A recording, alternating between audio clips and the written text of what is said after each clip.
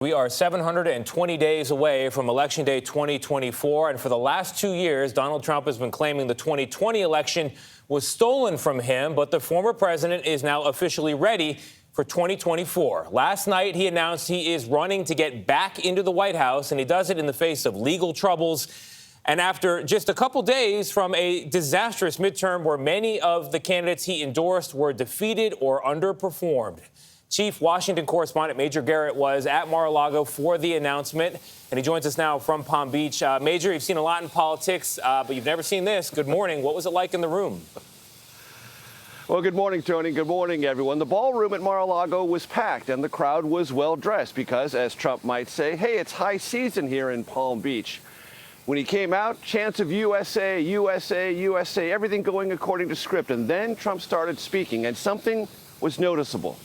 A lack of energy and urgency. I am tonight announcing my candidacy for President of the United States. In announcing his third bid for the presidency, Donald Trump tried in vain to capture the spirit of his 2016 insurgent campaign.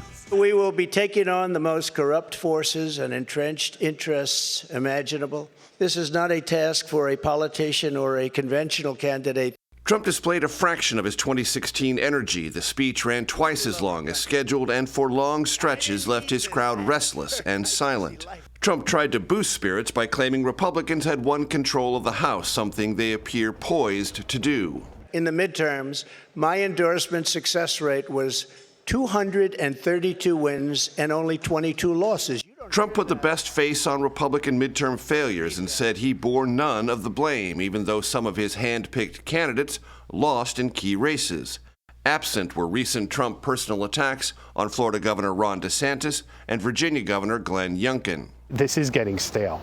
Sam Nunberg is a former Trump advisor who now backs DeSantis. That's the worst way you could ever attack Donald Trump. Meanwhile, DeSantis, fresh off a runaway re-election victory, was asked Tuesday about Trump's insults. I would just tell people to go check out the scoreboard from last Tuesday night. Trump celebrated administration accomplishments on economic growth, tax cuts, border control, and defense spending. I made big promises to the American people, and unlike other presidents, I kept my promises. I kept them. The question is, a Republican Party generally sold on Trump policies still buying the Trump brand? This is just too much drama and too much problems. Is this the most wounded Donald Trump has been? It certainly is the most wounded Donald Trump has been. Last Tuesday could not have been worse for him. After the speech, Trump's daughter Ivanka posted on Instagram that while she loves her father, she will not, quote, be involved in politics.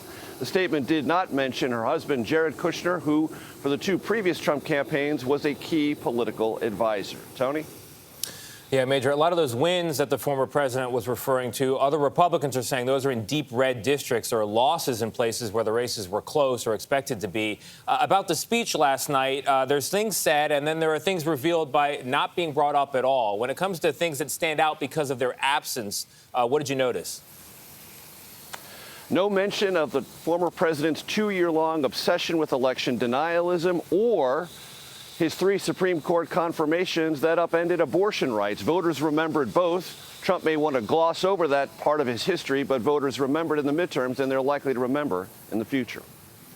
You know, Major, there are also a lot of prominent Republicans who in public or in private told the former president the timing is not good here after we had setbacks in the midterms. So why do you think the former president decided to make this announcement anyway and do it now?